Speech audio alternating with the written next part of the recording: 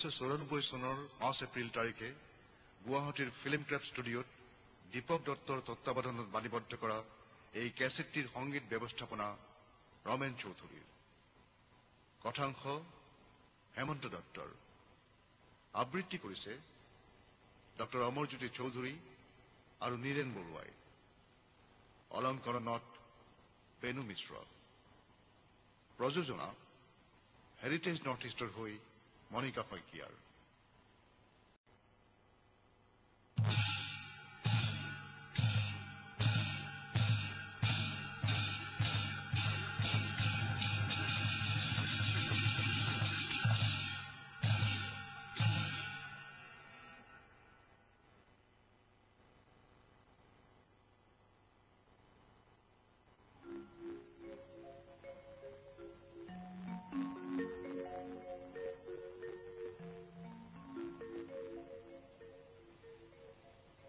পৰ্বত ভৈয়াম গাঁও চহৰ নগৰত বসবাস কৰা বিভিন্ন জনগোষ্ঠীৰে গঢ় লৈ উঠিছে অসমীয়া সমাজ। লুইত আৰু বৰাকৰ সুশীতল আশীষ বাৰিধাৰাত গা তিয়াই অসমৰ জীপাৰ মাটিত ধন ধৰি উঠিছে বাৰে ৰহণীয়া সংস্কৃতি। অসমীয়া সংস্কৃতি অসমৰ জীৱনৰ সোঁত সময়ৰ বিৱৰ্তনৰ হাত ধৰি পৰিৱৰ্তিত বিকশিত হৈছে যুগ পৰিৱৰ্তনৰ খোজৰ সতে খোজ মিলাই যুগৰ ৰুচিৰ সতে খাপ খোৱাকৈ। ক্ৰমবিকাশৰ এই গতি অনিবাৰ্য অবিৰত, কিন্তু কোনো কোনো সময়ত পৰিলক্ষিত হয় এই পৰিক্ৰমাৰ উজুটি কিবা বিজুটি। পৰিলক্ষিত হয় কলাৰ সংস্কৃতিৰ বিকৃত ৰূপ। হয়তো অজানিতে অনিচ্ছাকৃতভাৱে এনে ঘটে। সেই প্ৰয়োজন হয় ক্ষন্তেক থমকি ৰোৱাৰ, ৰৈ উভতি চোৱাৰ, চাই বিশ্লেষণাত্মক চিন্তা চৰ্চাৰে শুদ্ধিকৰণৰ বাবে প্ৰচেষ্টা লোৱাৰ। আমাৰ প্ৰথম প্ৰচেষ্টা হিচাপে অসমৰ সংগীত সমাজ আৰু সাংস্কৃতিক জীৱনৰ অভিন্ন প্ৰায় 4টি গীত বাণীবদ্ধ কৰাৰ প্ৰয়াস কৰা হৈছে সম্ভাৱ্য বিকৃতিৰ গৰাহৰ পৰা উদ্ধাৰ কৰাৰ মানসেৰে। গীতকেইটিৰ সংৰক্ষণ, শুদ্ধ পৰিৱেশন আৰু প্ৰচাৰৰ ক্ষেত্ৰত এই কেছেটটিয়ে অৰিহণা আগবঢ়াব পাৰিলে আমাৰ প্ৰচেষ্টা সাৰ্থক হ'ব। সাংস্কৃতিক সেৱক হিচাপে ভৱিষ্যতে আৰু খোজ পেলাবলৈ অনুপ্ৰাণিত হ'ম। এই কেছেটটিৰ অন্তিম গীত হিচাপে আন্তৰিক শ্ৰদ্ধাৰে আমি আপোনালোকলৈ আগবঢ়াইছো অসমৰ জাতীয় সংগীত ৰূপে গৃহীত আৰু স্বীকৃত অ মোৰ আপোনাৰ দেশ। এইখন মোৰ আপোন দেশ, আপোনাৰো আপোন দেশ, আমাৰ দেশ। আহক আমি সকলোৱে সুৰীয়া অসমীয়া সমাজত শান্তি স্থাপনৰ বাবে, প্ৰতিজন অসমবাসীৰ সুসমৃদ্ধিৰ বাবে, হিংসাত দেশ ভেদাভেদ পৰিহাৰ কৰি এক বৰ অসমীয়া সুন্দৰ সমাজ গঢ়াৰ বাবে আগবাঢ়ি যাওঁ। হাতত হাত মিলাই সুৰেৰে অসুৰ বিনাশী, খোজে খোজে মানৱতাক জাগ্ৰত কৰি এখন সমৃদ্ধ সুৰীয়া অসম গঢ়াৰ সংকল্পেৰে।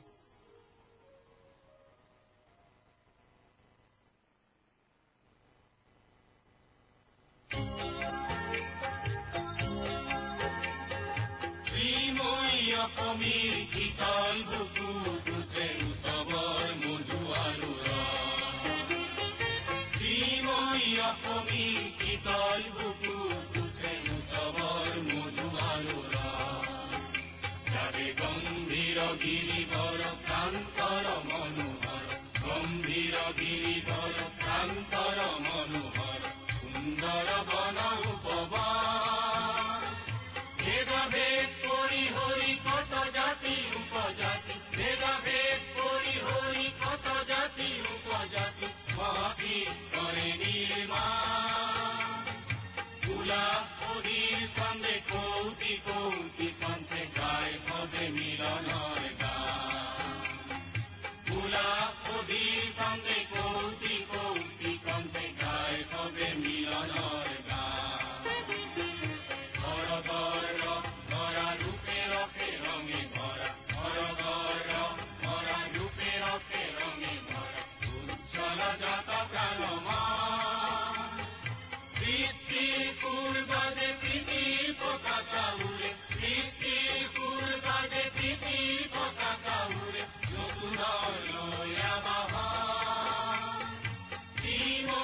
অসমী শীতল বুকুত উঠে উৎসৱৰ মধু আলোড়ন। শ্ৰীময়ী অসমী শীতল বুকুত উঠে উৎসৱৰ মধু আলোড়ন।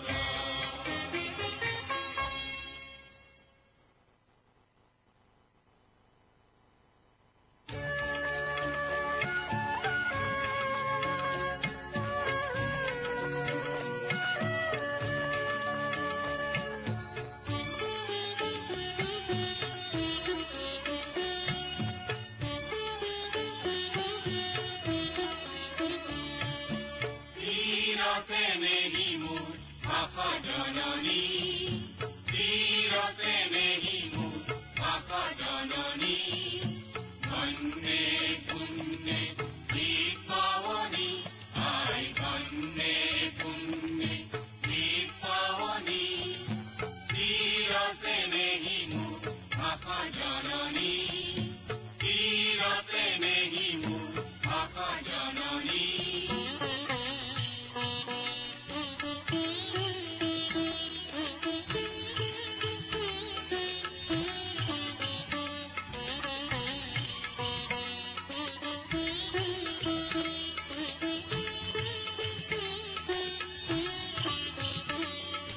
প্ৰকৃতি পৰশে ৰসে অমল কমল, চঞ্চল দিদি জলে গালে পৰিমল। প্ৰকৃতি পৰশে ৰসে অমল কমল, চঞ্চল দিদি জলে গালে পৰিমল। কোমল চপাই কৰি ঘৰে ঘৰে ঘৰে তুলি, কোমল চপাই কৰি ঘৰে ঘৰে ঘৰে তুলি। তিনি তিনি নিকি কোনে ফুলে ৰাগিনী, তিনি তিনি নিকি কোনে ফুলে ৰাগিনী। চিৰসেনেহী মোৰ ভাষা জননী, চিৰসেনেহী মোৰ ভাষা জননী।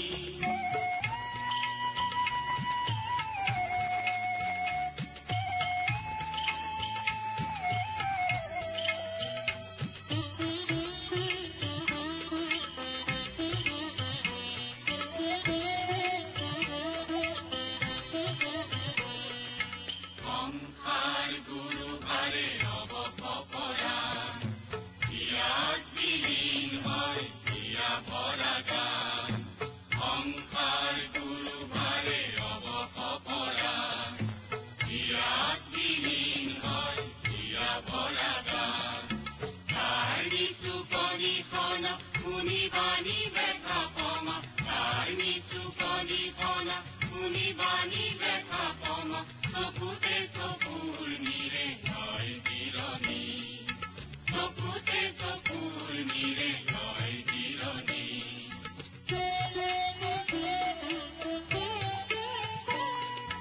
জীৱনে মৰণে ৰণে লহৰি কুধা, ৰাখি গানে বহি কিছা শতধাৰ। জীৱনে মৰণে ৰণে লহৰি কুধা, ৰাখি গানে বহি কিছা শতধাৰ।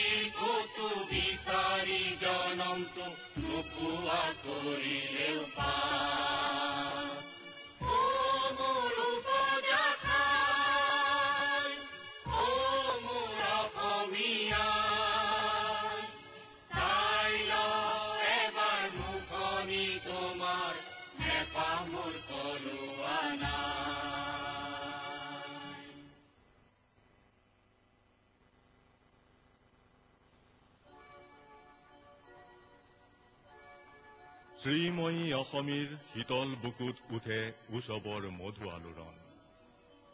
জাগে গম্ভীৰ গিৰিবৰ প্ৰান্তৰ মনোহৰ সুন্দৰ বন উপবন। ভেদাভেদ পৰিহৰি কত জাতি উপজাতি মহাপীঠ কৰে নিৰ্মাণ। উলাহ অধীৰ ছন্দে কৌটি কৌটি কণ্ঠে গাই হবে মিলনৰ গান। সৰগৰ ৰস ঘৰা ৰূপে ৰসে ৰঙে ভৰা উজ্জ্বল যত প্ৰাণ মন। সৃষ্টিৰ সুৰ বাজে প্ৰীতিৰ পতাকা উৰে নতুনৰ লৈ আবাহন।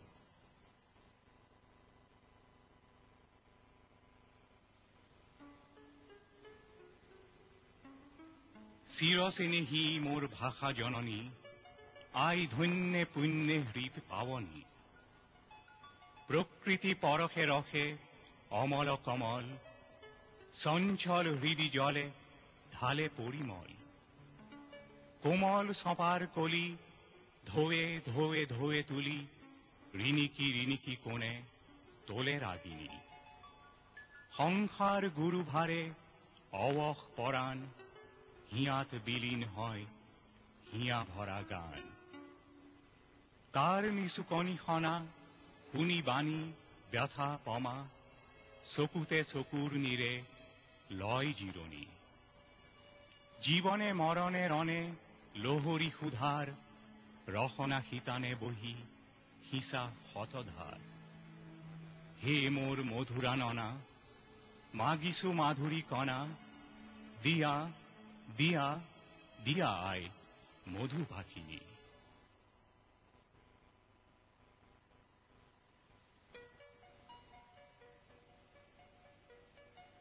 আমি অসমীয়া নহ দুখীয়া, কিহৰ দুখীয়া হম। সকলো আছিল সকলো আছে, নুগুণো নলওঁ গম। শংকৰে দিলে বিশুদ্ধ ধৰম, লাচিতে বাহুত বল। সতী জয়মতীৰ সতীত্ব তেজেৰে অসমীয়াই প্ৰবল। বাজক দবা বাজক শংখ বাজক মৃদঙ্গ।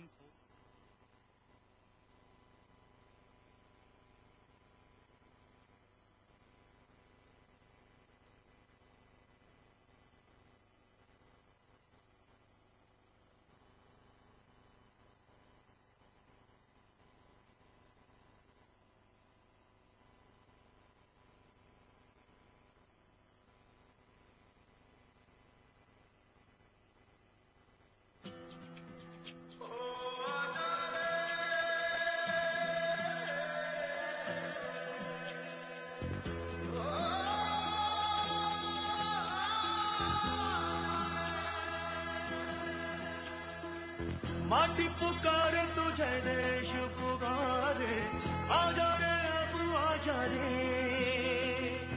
पूरे हम राहे हमें राह दिखा दे, आजा रे राह दिखा दे।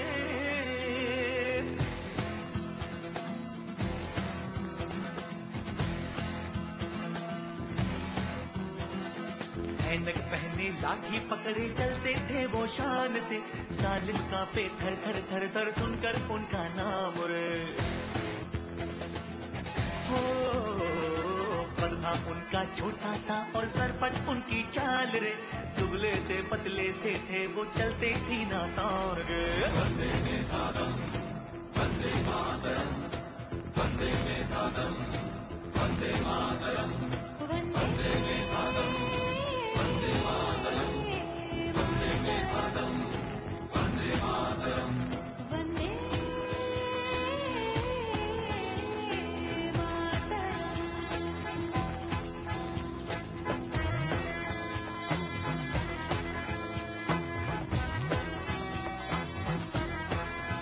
ओ भाई भाई का दुश्मन है बना रे, नफरत की आधी बहती रे।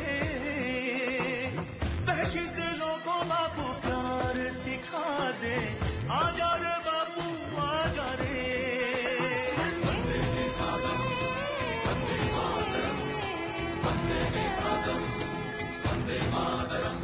हो झूठ का बढ़ता जाए आज ओ बापू, अपने ही हो गए धोखेबाज। आज हमें अपनों से बदला ले, आजा रे।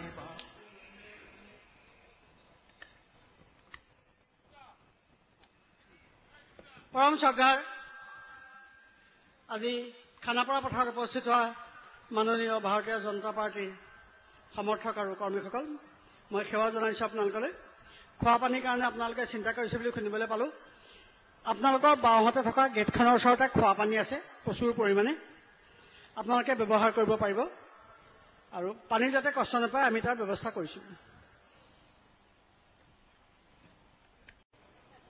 আমি ভাৰতীয় জনতা পাৰ্টি অসম প্ৰদেশৰ তৰফৰ পৰা আপোনালোকক মাঘ বিহুৰ শুভেচ্ছা জ্ঞাপন কৰিছোঁ। আৰু কিছুদেৰি পিছতেই আমাৰ যিখন সভা, এই সভাখন আৰম্ভ হ'ব। আপোনালোকৰ জ্ঞাতাৰ্থে মই কেইটামান কথা ক'ব ওলাইছোঁ। আপোনালোকে নিশ্চয় দেখিছে মঞ্চৰ বাওঁফালে যিখিনি চকী থোৱা হৈছে, সেই চকীখিনি সাংবাদিক বন্ধুসকলৰ বাবে ৰখা হৈছে। আৰু মঞ্চৰ সোঁফালে যিখিনি চকী আছে, এই চকীখিনি ৰাষ্ট্ৰীয় কাৰ্যনিৰ্বাহকৰ সদস্য আৰু বিশিষ্ট অতিথিসকলৰ বাবে ৰখা হৈছে। আৰু মঞ্চৰ সন্মুখত যিখিনি জাগা আছে,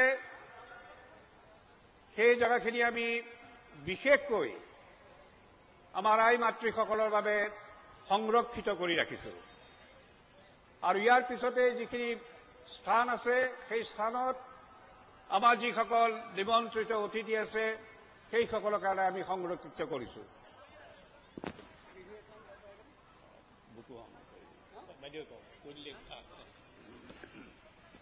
পৰম শ্ৰদ্ধা ৰাইজ, এই ৰেকৰ্ডৰ গানবোৰ শুনি শুনি আপোনালোকৰ আমনি লাগিছে। আমাৰ ওচৰতে মনোৰম ফুকন আছে, গান ভাল গায়। অকণমান সৰুকৈ বিহু এটা শুনাব খুজিছে, শুনকচোন কেনেকুৱা গায়।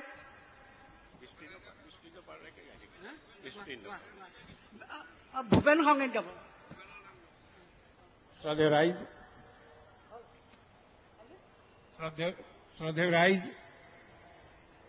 আমাৰ অতি মৰমৰ শ্ৰদ্ধাৰ বিজয়া বাইদেৱে আদেশ দিছে এটা গান গাব লাগে। মই বাইদেউৰ আদেশ শিৰোধাৰ্য কৰি মই ডক্টৰ ভূপেন হাজৰিকাৰ এটা সৰুকৈ গান গাম।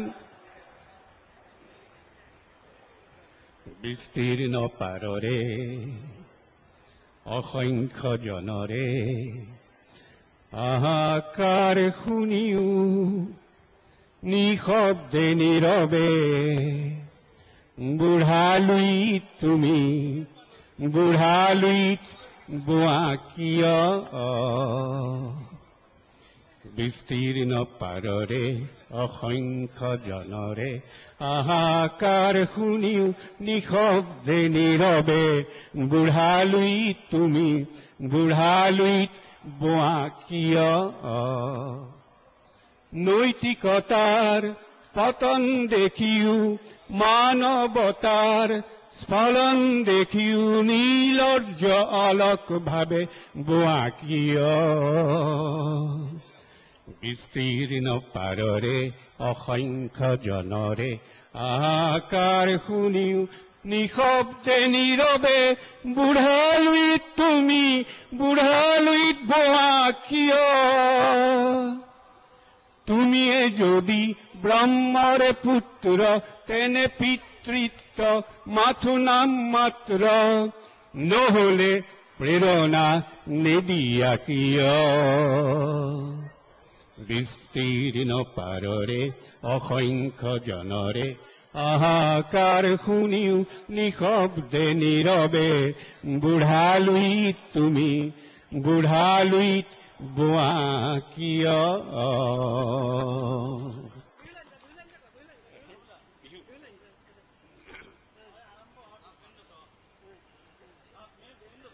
এই বিহুৰে এই বাঁহৰে আগতে পেপা বাই আছিলো।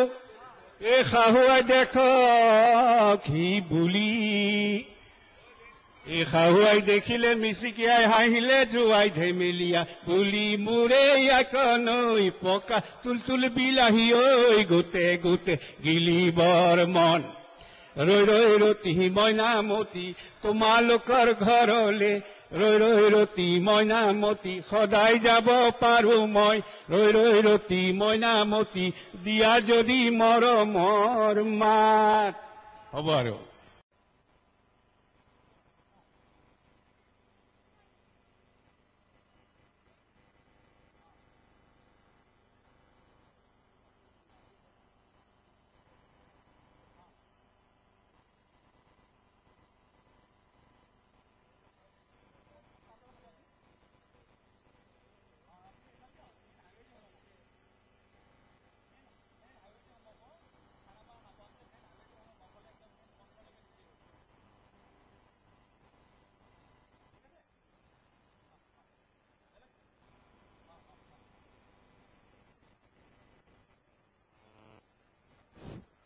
এটি বিশেষ ঘোষণা আমাৰ এই মঞ্চৰ ঠিক বাওঁফালে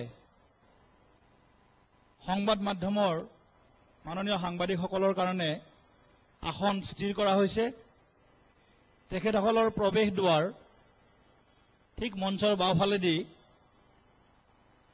ৰখা হৈছে গতিকে মাননীয় সাংবাদিকসকলে মঞ্চৰ বাওঁফালেদি থকা চাবৱেটোৰ কাষত সন্মুখ ভাগত এটি ৰাস্তা আছে ভিতৰলৈ সোমাই অহা সেইফালেদি প্ৰৱেশ কৰিব মঞ্চৰ সোঁফালে যি আসন ৰখা হৈছে চেয়াৰ ৰখা হৈছে সেই আসনত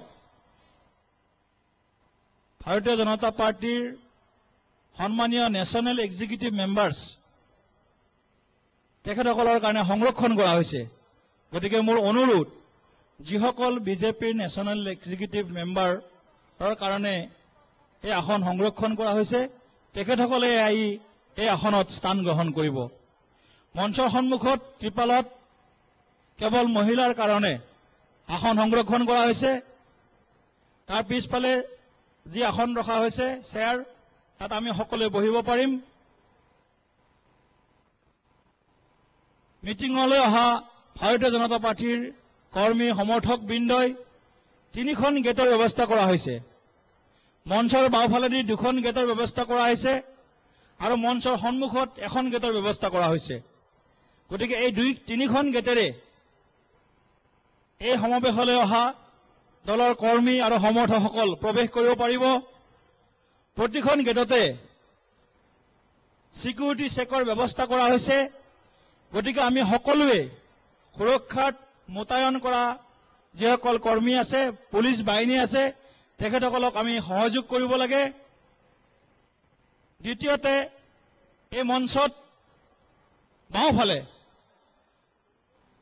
প্ৰস্ৰাৱগাৰৰ ব্যৱস্থা আছে মহিলাসকলৰ কাৰণে প্ৰস্ৰাৱগাৰৰ ব্যৱস্থা আছে মঞ্চৰ বাওঁফালে সোঁফালে পুৰুষসকলৰ কাৰণে ব্যৱস্থা আছে আৰু মঞ্চৰ সন্মুখত থকা যিখন মুখ্য দুৱাৰ সেই দুৱাৰৰ বাওঁফালে খোৱা পানীৰ ব্যৱস্থা আছে গতিকে আমি সকলোৱে তাত গৈ পানী পিয়াহ লাগিলে পানী খাব পাৰিব আৰু সকলোৱে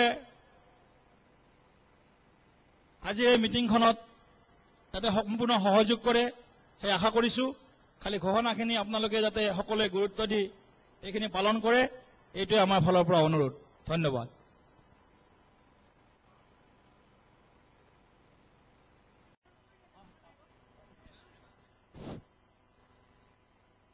আজিৰ এই মহাসমাৱেশত অংশগ্ৰহণ কৰা ভাৰতীয় জনতা পাৰ্টিৰ সমূহ কৰ্মীবৃন্দ শুভাকাংক্ষী ৰাইজ আমি খন্তেক পিছতেই আমাৰ এই কাৰ্যসূচীৰ মন্ত্ৰী প্ৰজ্বলন কৰি উদ্বোধন কৰিব ভাৰতীয় জনতা পাৰ্টিৰ কেন্দ্ৰীয় উপসভানেত্ৰী মাননীয় বিজয়া চক্ৰৱৰ্তী বাইদেউ ডাঙৰীয়ানীয়ে তেখেতৰ লগত সহযোগ কৰিব ভাৰতীয় জনতা পাৰ্টিৰ ৰাষ্ট্ৰীয় সাধাৰণ সম্পাদক মাননীয় বিজয় গোয়েল ডাঙৰীয়া আমি সকলোৱে মন্ত্ৰী প্ৰজ্বলন কৰাৰ দৃশ্য উপভোগ কৰিছো গুৱাহাটী লোকসভা সমষ্টিৰ সাংসদ তথা কেন্দ্ৰীয় উপসভানেত্ৰী মাননীয় বিজয় চক্ৰৱৰ্তী বাইদেউ ডাঙৰীয়ানীয়ে মন্ত্ৰী প্ৰজ্বলন কৰিব মাননীয় হৰেকৃষ্ণ ভৰালী ডাঙৰীয়া ৰাজ্যিক সাধাৰণ সম্পাদক সাংগঠনিক মাননীয় শ্ৰী শৈলেন সোণোৱাল ডাঙৰীয়া ৰাজ্যিক উপসভাপতি মাননীয় শ্ৰী দিলীপ মৰাণ ডাঙৰীয়া ৰাজ্যিক উপসভাপতি তেখেতসকলে এই বন্তি প্ৰজ্বলনত সহযোগ কৰিব। ভাৰত মাতা কি, ভাৰত মাতা কি, ভাৰত মাতা কি, বন্দে বন্দে বন্দে, বিজেপি জিন্দাবাদ, এনডিএ জিন্দাবাদ। মন্ত্ৰী প্ৰজ্বলন কাৰ্যসূচী হৈ গ'ল। মাননীয় বিজয় বাইদেউ, মাননীয় বিজয় গোয়েলজী সকলোকে আমি ধন্যবাদ জ্ঞাপন কৰিছো। পুনৰবাৰ জোৰকৈ ক'ব, ভাৰত মাতা কি, দুই হাত দাঙি ক'ব, ভাৰত মাতা কি, বন্দে বন্দে।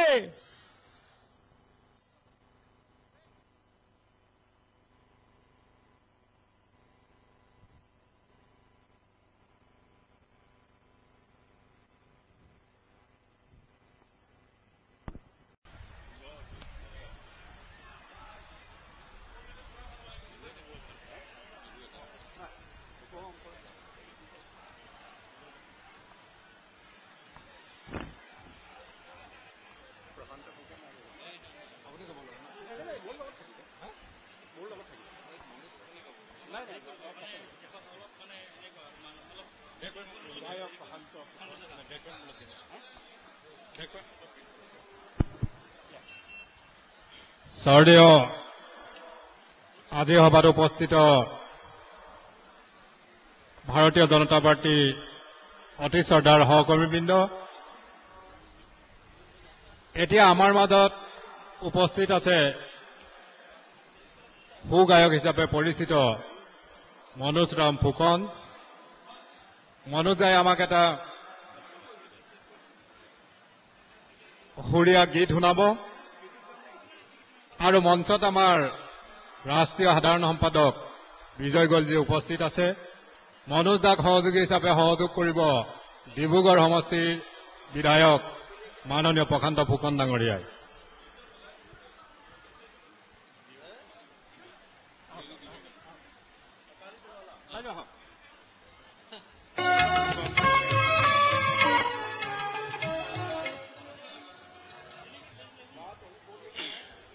শ্ৰদ্ধেয় ৰাইজ, আকৌ এটা গান গাব দিছে। এয়া মোৰ লগত প্ৰশান্ত ফুকন, ডিব্ৰুগড়ৰ বিধায়ক MLA। দুই ফুকন লগ লাগি গান গাব। এয়া বিজয় বাইদেউ আহি পাইছে।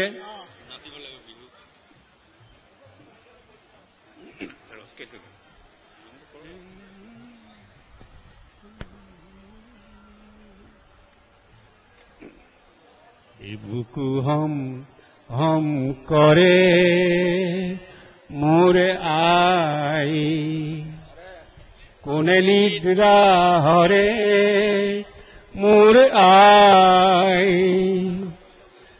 পুত্র হই মই কি মতে তর, আই তোরে হই মই মরু, বুকু হম হম করে মোর আই, কোনে নিদ্রা হরে মোর আই, পুত্র হই মই কি মতে তর, আই তোরে হই মই মরু, হম করে মোর আই, বজ্র সমদ্রিহ আই, চৌপাশরে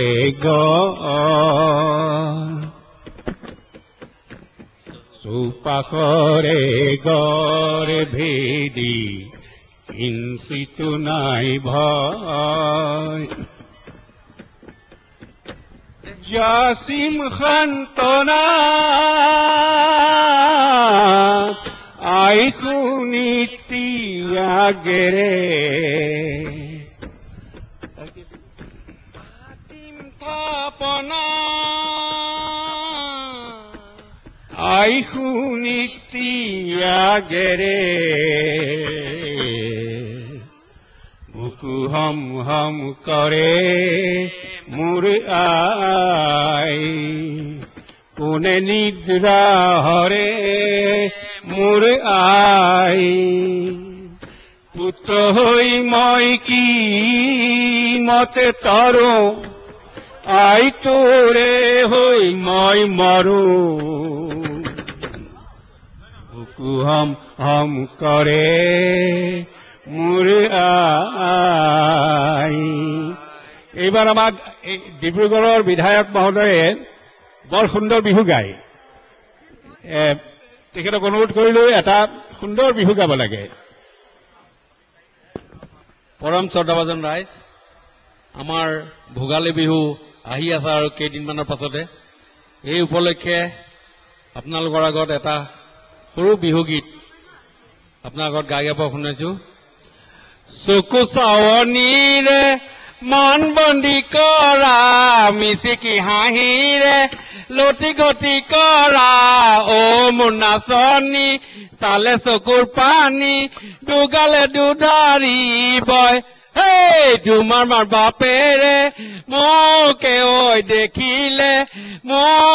ঐ দেখিলে দিয়ে গালে মোৰে হাত হেই তুমি যে ভাবিছা জান ময়ো বৰ ধুনীয়া মোটোতকৈ যে ধুনীয়া নাই হেই তোমাৰ নিচিনা জান দেখি থৈ আহিছো লীলা মতো পুজোতা নাই নমস্কাৰ হে তৰুণ গগৈ শুনাচোন ভ্ৰষ্টাচাৰ নকৰিবা বিলাতত ঘৰ নেবান্ধিবা ৰাইজৰ এটা দুখে চোৱা হেৰা নাচনি কঁকাল ভাঙি নাচাচোন বিহু গলে পাবলৈ নাই পকা তুলতুল বিলাহী পাচিত ভৰাই দিলাহী গোটে গিলিব মনে হেৰা নাচন হিৰাণ মন হে কংগ্ৰেছ আজি চোৱাচোন তোমাৰ কাৰণে মানুহ নাই বোলো নাই বিজেপিৰ ৰাইজ ভাগি ছিঙি আহিছে তোমাৰ থাকিবলৈ ঠাইখন নায়ে হেৰ নাচনি ঘূৰি নাচাছো তোমাৰ থাকিবৰ ঠাই নাই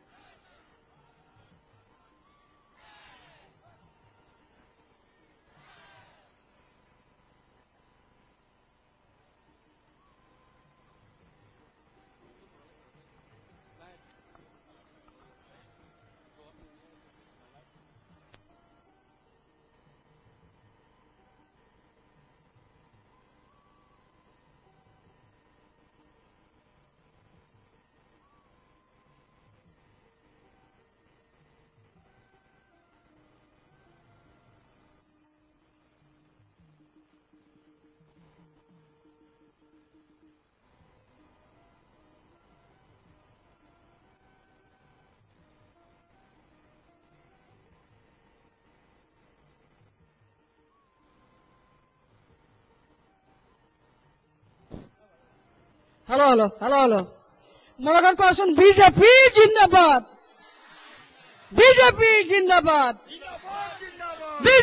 জিন্দাবাদ কংগ্ৰেছ মুৰ্দাবাদ ভ্ৰষ্টাচাৰী কংগ্ৰেছ মুৰ্দাবাদ এতিয়া আমাৰ ওচৰত আছে দিল্লীৰ MP আছিলে ভাৰতবৰ্ষৰ মন্ত্ৰী আছিলে বিজয় গোয়েলজী তেখেত এতিয়া ভাৰতীয় জনতা পাৰ্টিৰ গোটেই ভাৰতৰ সম্পাদক অসমত তেখেতে চাই আছে আৰু তেখেতে অকমান বিহু শিকিছে বিজয় গোয়েলজীয়ে অকমান বিহু শিকিছে গতিকে আপোনালোকক গাই শুনাব খুজিছে ভুল হলে নাহাঁহিব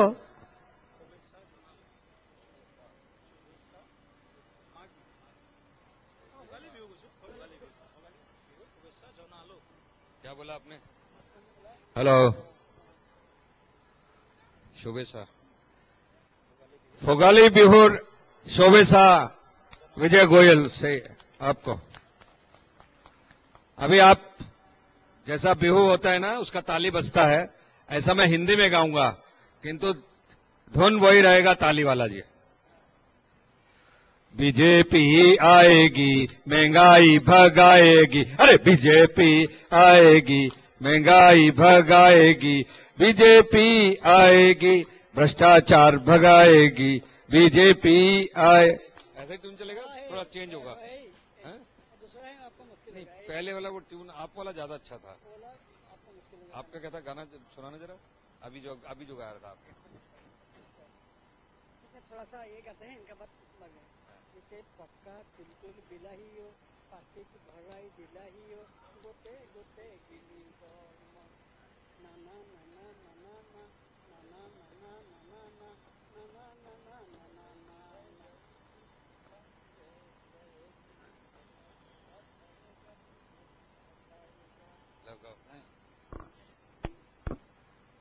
कहिए ना, इतना अच्छा गा रहे थे आप। कोई और वो प्रधान जी कहाँ गए? प्रधान जी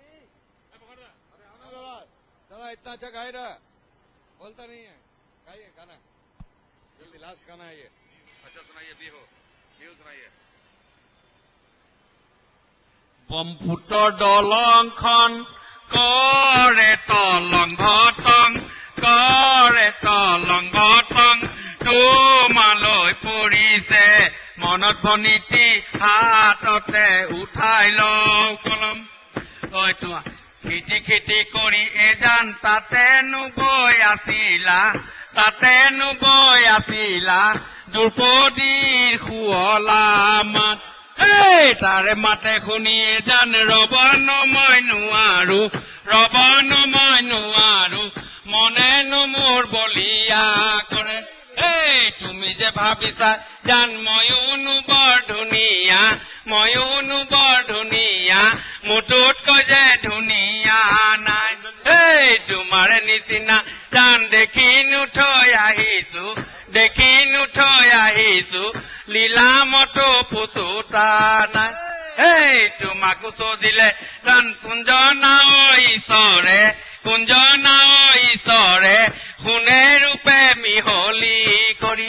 এই আমাকো চদিলে জান কণাকৈ বিধতাই, কণাকৈ বিধতাই, গোবৰ মাটি মিহলি কৰি। নমস্কাৰ। তোমাৰ ঘৰলৈ চাইকেল মাৰি গৈছিলো, বোলো হয়, ওপৰে উৰিলে ধূলি।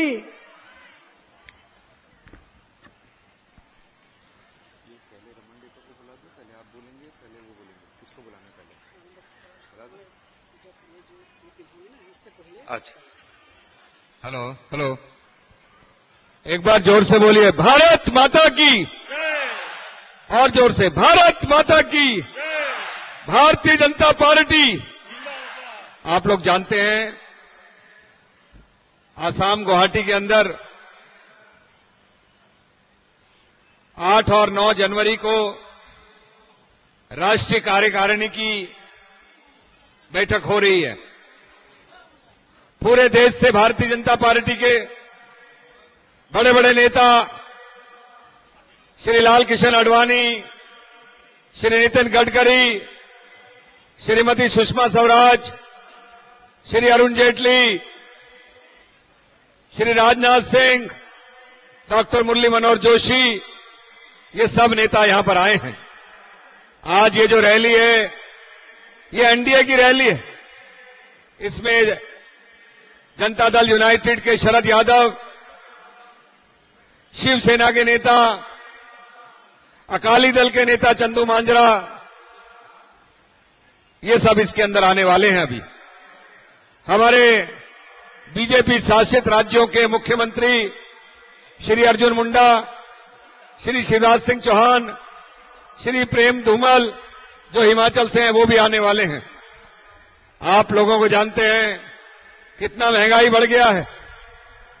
चीनी का दाम आसमान के ऊपर,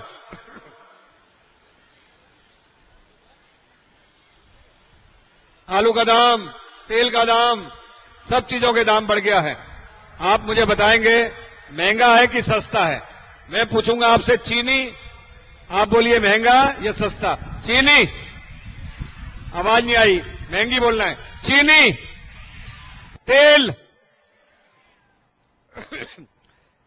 चीनी, तेल, पेट्रोल, अभी सबकी आवाज नहीं आ रही। आप सबकी आवाज आनी चाहिए, महंगी है कि सस्ती है? मैं दोबारा से पूछूंगा, आप जोर से बोलना महंगा, क्योंकि कांग्रेस का शासन में सब चीज महंगी हो रही है। जी बोलिए, चीनी, पेट्रोल, गैस, आलू, प्याज। प्याज कितना भाव हो गया? 40 रुपया किलो। 40 रुपया, 40 रुपया। अच्छा, कितना है प्याज? 40 रुपया। कितना बोल रहे हैं रमन जी? 40।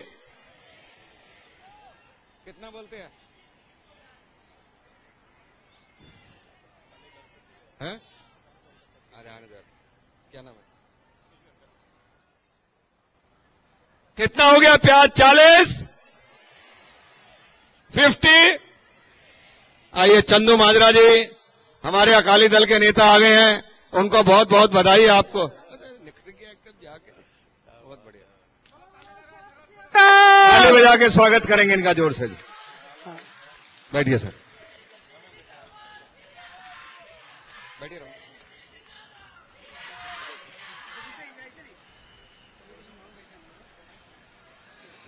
मैं सबसे पहले आप लोगों को, जो आपके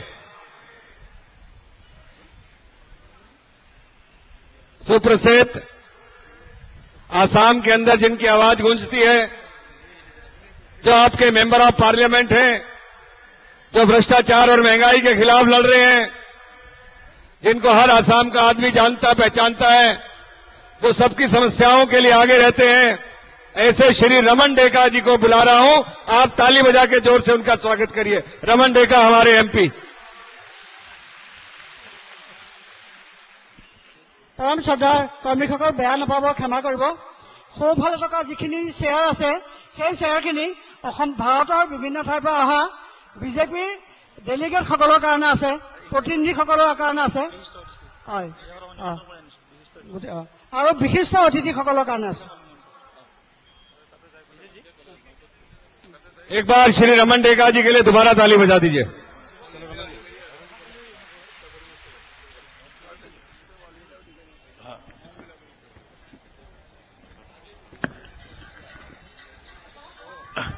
মাননীয় বিজয় গোয়েল ডাঙৰীয়া, মঞ্চত উপবিষ্ট সন্মানীয় নেতৃবৃন্দ, ভাৰতীয় জনতা পাৰ্টীৰ বিভিন্ন ঠাইৰ পৰা অহা মোৰ সহকৰ্মীবৃন্দ, আজিৰ এই খানাপাৰাৰ ঐতিহাসিক খেলপথাৰৰ পৰা অসমৰ বুৰঞ্জী সলনি কৰিবৰ কাৰণে আমি সকলোৱে সাজু হ'ব লাগিব। ভ্ৰষ্টাচাৰত নিমজ্জিত তৰুণ গগৈদেউৰ চৰকাৰখনক ব্ৰহ্মপুত্ৰত পেলাই দিবলৈ আমি সকলোৱে টঙালি বান্ধিব লাগিব।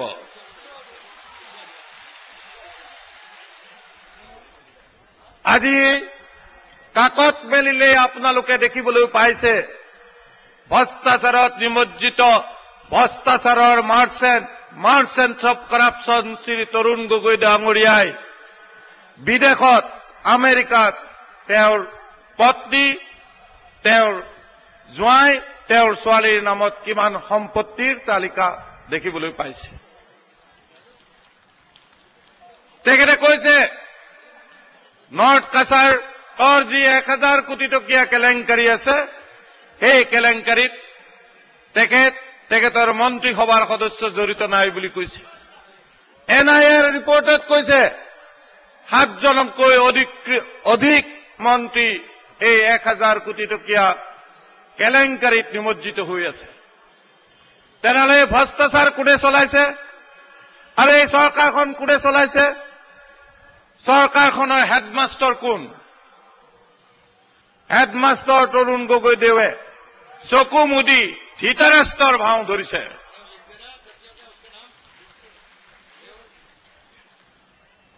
তেওঁ কেলেংকাৰীৰ সম্ৰাট হৈ পৰিছে। অসমত স্বাধীনতাৰ পাছত এনেধৰণৰ কেলেংকাৰী কেতিয়াও হোৱা নাছিল। বিকাশৰ কথা কৈছে, তেওঁ বিকাশৰ যিখন স্কোৰ কাৰ্ড আছে ২০ আঁচনিত সেইখন তেওঁ চাব লাগে। আমাৰ যি শাসন ভাৰতীয় জনতা পাৰ্টিৰ গুজৰাট, ঝাৰখণ্ড, কৰ্ণাটক ২০ আঁচনিত ১, ২, ৩ নম্বৰত আছে। আমাৰ স্থান আগতে ২৯ আছিল, এতিয়া খুব সম্ভৱ ২৫ নে ২৬ হৈছে। তেওঁ বিকাশৰ শ্লোগান গাইছে। তেওঁৰ এটা সুধা উকা পাত্ৰত যেতিয়া পইচা পেলাই দিব তেতিয়া ৰিং ৰিঙাই আৱাজ হ'ব। আমাৰ আঁচনিবোৰ, কেন্দ্ৰৰ আঁচনিবোৰ, NDA চৰকাৰৰ আঁচনিবোৰ তেওঁলোকে ক্ৰেডিট লৈ আছে। কংগ্ৰেছৰ মন্ত্ৰী ৰুৰেল ডেভেলপমেণ্টৰ CP যোশী ডাঙৰীয়াই এখন চিঠি দিছে আজি কেইদিনমান আগতে যে ৰাজ্য চৰকাৰে প্ৰধানমন্ত্ৰী গ্ৰাম্য সড়ক যোজনাৰ ক্ৰেডিট ল'ব নোৱাৰে। প্ৰধানমন্ত্ৰী গ্ৰাম্য সড়ক যোজনাৰ আঁচনি কেন্দ্ৰৰ আৰু কেন্দ্ৰই সেই আঁচনি ৰূপায়ণ কৰিছে। স্বাধীনতাৰ পাছত যদি এক বৃহৎ আঁচনি হৈছে, গ্ৰাম্য সড়ক যোজনাৰ আঁচনি হৈছে ৬০,০০০ কোটি টকাৰ আঁচনি কোনে কৰিছে আপোনালোকে জানেনে? সেইজন আমাৰ মহান নেতা অটল বিহাৰী বাজপেয়ীদেৱে। অসমৰ গাঁৱে ভূঞে আজি যদি পদূলি হৈছে, ৰাস্তা পদূলি হৈছে, সেই আঁচনি আমি পাইছো আমাৰ মাননীয় নেতা অটল বিহাৰী বাজপেয়ীৰ কৃপাত, তৰুণ গগৈদেৱৰ কৃপাত নহয়।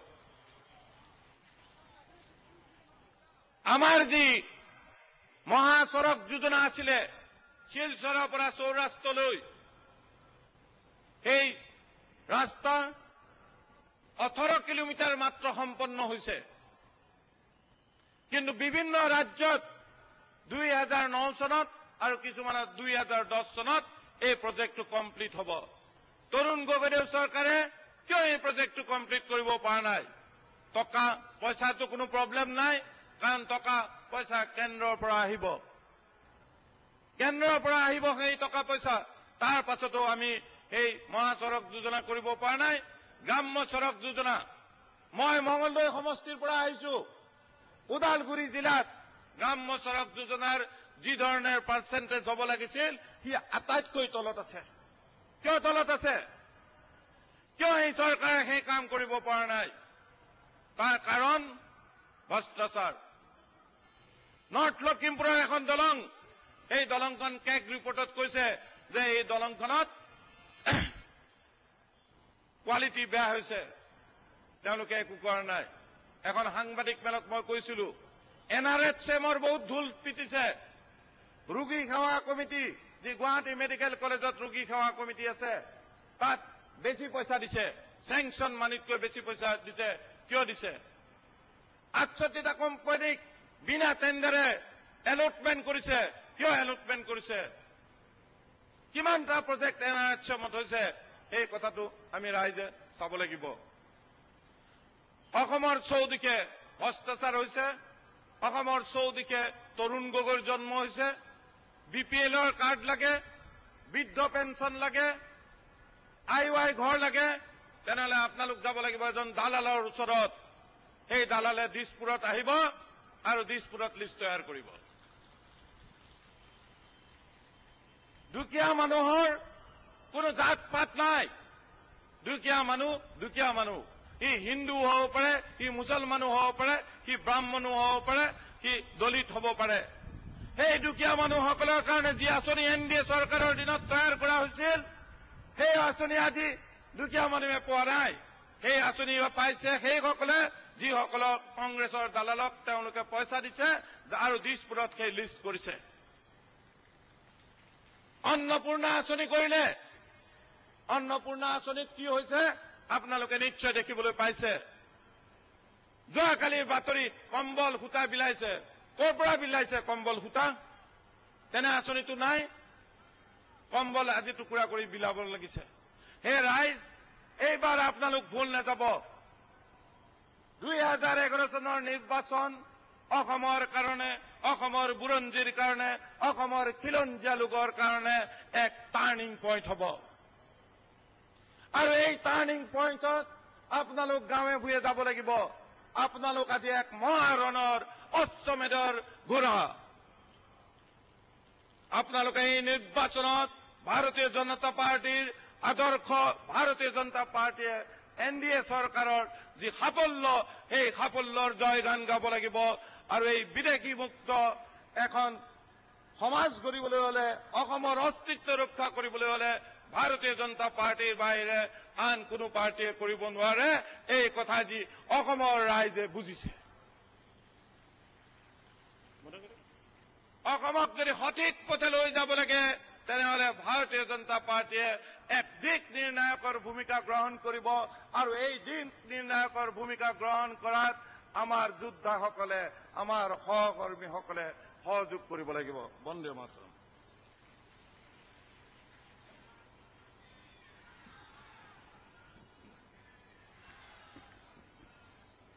जोर से बोलिए, भारत माता की। अभी और दुगने जोर से बोलना है, भारतीय जनता पार्टी। जिस तरीके का आपके अंदर जोश है और जितने हजारों की संख्या के अंदर आज आप लोग आए हैं, उससे तरुण गोगोई की सरकार पूरा हिला देंगे आप लोग। इस बात की मैं आपको घोषणा करना चाहता हूं जी। हमारे बीच में आपके लोकप्रिय सांसद नौगांव से 3 बार चुने गए, आम आदमी की समस्या के लिए लड़ते रहते हैं। अभी जितना एनसी हेल्थ और दूसरा भ्रष्टाचार है, उसके खिलाफ लड़ रहे हैं। कोई भी आधी रात को उनके पास चला जाए, वो उनको हमेशा मिलते हैं। ऐसे राजन गोहाई जी को बुला रहा हूं, आप ताली बजा के उनका जोरदार स्वागत करिए। श्री राजन गोहाई जी।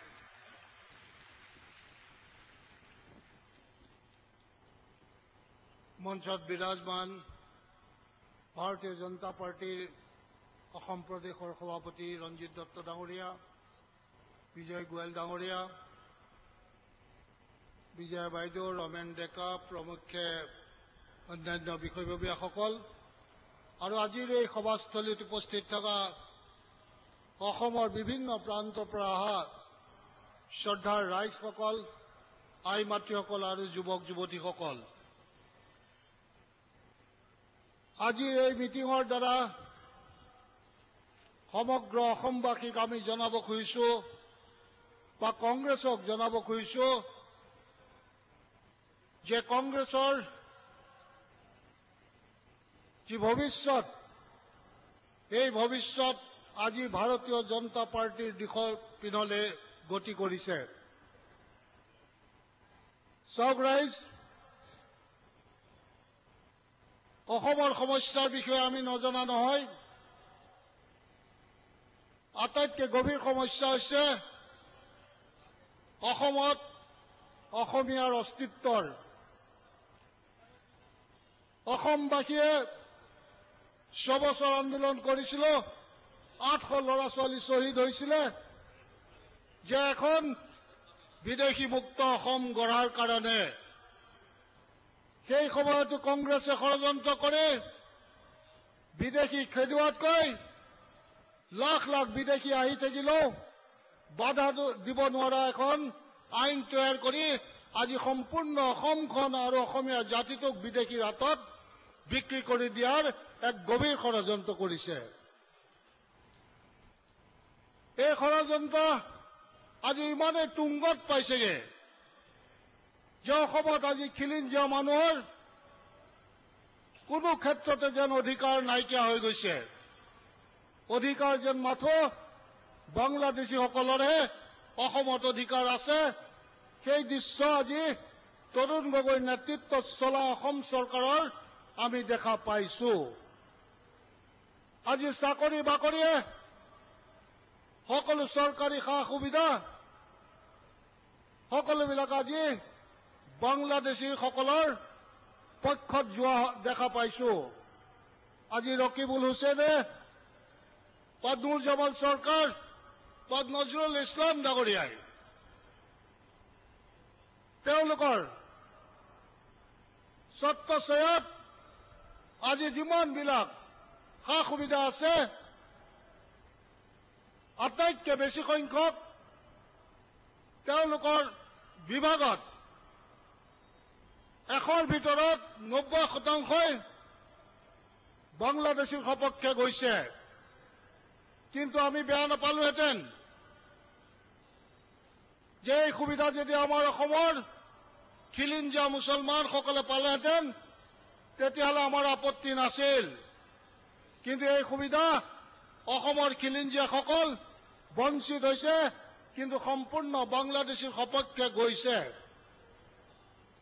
আৰু আজি দুৰ্নীতিৰ কথা ইতিমধ্যে কৈ গৈছে আমাৰ উপৰোক্ত বক্তাই। মই আৰু এটা নতুন কথা সংযোজন কৰিব খুজিছো। অসমত বৰ্তমান MSDPৰ নামত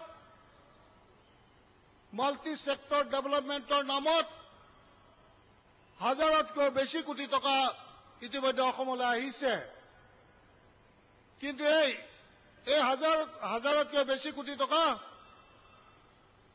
অসমৰ সংখ্যালঘুসকলৰ ডেভেলপমেণ্টৰ কাৰণে অহা বুলি কোৱা হৈছে। আৰু তেওঁলোকৰ ডেভেলপমেণ্টৰ কাৰণে খৰচ কৰাৰ ক্ষেত্ৰত তেওঁলোকে সিদ্ধান্ত লৈছে যে ইন্দিৰা আৱাস যোজনা ঘৰ দুখীয়া সংখ্যালঘুসকলক বনাই দিয়া হ'ব। কিন্তু এই যে দুখীয়া সংখ্যালঘুসকলৰ যি বেনিফিচিয়াৰী লিষ্ট তৈয়াৰ কৰিছে সেইবিলাক লিষ্ট তেওঁলোকে কৈছে যে ইন্দিৰা আৱাস যোজনাৰ লিষ্টৰ পৰাই দিব লাগে।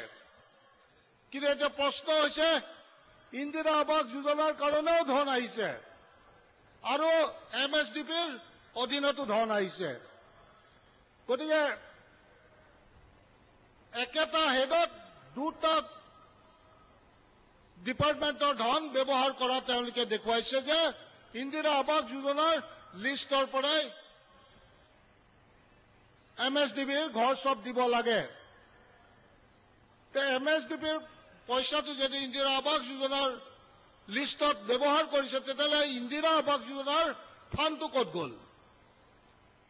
গতিকে ইয়াক যদি আমি তদন্ত কৰোৱা যায় দেখিব যে আকৌ এটা নতুন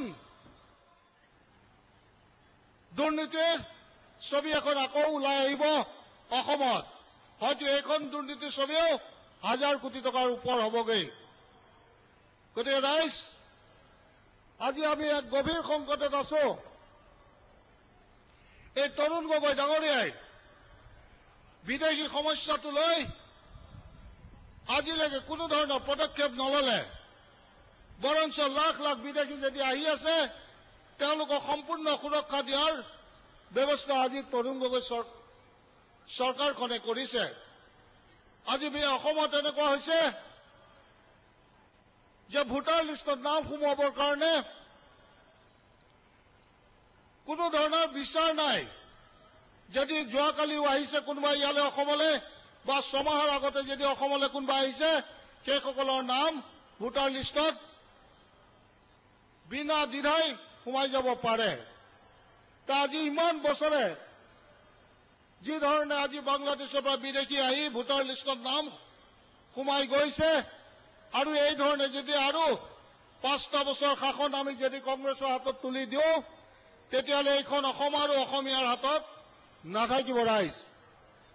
গতিকে আজি প্ৰতিজন অসমীয়াই গভীৰভাৱে চিন্তা কৰাটো উচিত যে আমি যদি আমাৰ মূল্যৱান ভোটেৰে আমাৰ নিজৰ দেশখনক আমি যদি কংগ্ৰেছক পুনৰ ক্ষমতাত আনি আমাৰ অসম মাতৃক যদি বিদেশীৰ হাতত গতাই দিব খুজিছো তেতিয়াহ'লে মোৰ ক'বলগীয়া একো নাই। আৰু যদি অসমৰ ৰাইজে অসম মাতৃক নিজৰ হাতত ৰাখিব খুজিছে তেতিয়াহ'লে অহা নিৰ্বাচনত অসমৰ প্ৰতিজন জনগণই চিন্তা কৰিব লাগিব যে যিকোনো প্ৰকাৰে কংগ্ৰেছক ক্ষমতাৰ পৰা উৎখাত কৰি অসম আৰু অসম মাতৃক অসমীয়াৰ হাতত ৰখাৰ ব্যৱস্থা কৰিব লাগিব।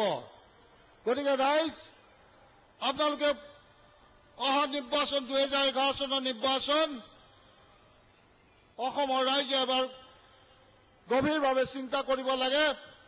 এই নিৰ্বাচনত যদি আমি আকৌ ভুল কৰোঁ তেতিয়াহ'লে হয়তো এইখন অসম আৰু অসমীয়াৰ হাতত নাথাকিব।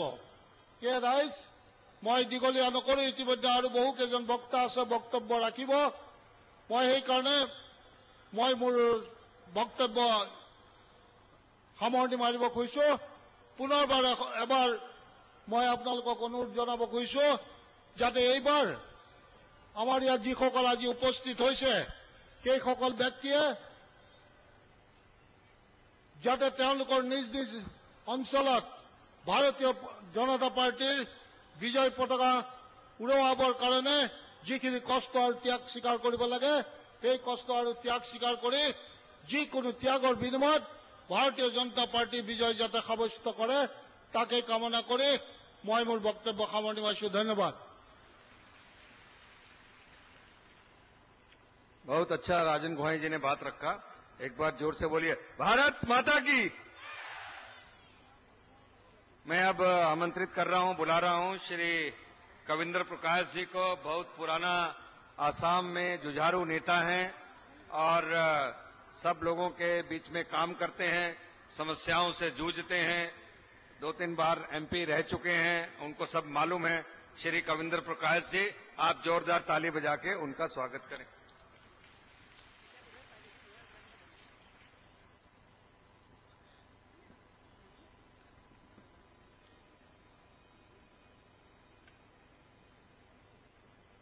অসম প্ৰদেশৰ ভাৰতীয় জনতা পাৰ্টিৰ সভাপতি শ্ৰদ্ধা ৰঞ্জিত দত্ত, শ্ৰদ্ধাৰ বিজয় গোয়েলজি, বিজয়া বাইদেউজি, ৰমেন ডেকা, ৰাজেন গোহাঁই আৰু মঞ্চত উপস্থিত অকালি দলৰ প্ৰতিনিধি সবক প্ৰথমতে ধন্যবাদ দি আজিৰ সভাত উপস্থিত বিৰাট সংখ্যক আমাৰ অসমৰ ৰাইজক মই মোৰ শ্ৰদ্ধা নিবেদন কৰিছোঁ। বন্ধুসকল, আজি যি মুকলি সভা ইয়াত অনুষ্ঠিত হৈছে আপোনালোকে গম পাইছে ভাৰতীয় জনতা পাৰ্টিৰ অখিল ভাৰতীয় কাৰ্যকৰী সমিতিৰ 2 দিনীয়া সভা শেষ হোৱাৰ পিছত এই সভাৰ ব্যৱস্থা কৰা হৈছে। এই সভাত সমগ্ৰ অসমৰ পৰা ভাৰতীয় জনতা পাৰ্টিৰ সমৰ্থক সদস্য আৰু ভাৰতীয় জনতা পাৰ্টিক আগত লৈ যাবলগীয়া যি মানুহে চিন্তা ভাৱনা কৰিছে সবক অহাৰ কাৰণে আমি আমন্ত্ৰণ জনাইছিলো। আৰু সেই আমন্ত্ৰণ অনুসৰি আপোনালোকে বিৰাট সংখ্যাত এই সভাত উপস্থিত হৈছে।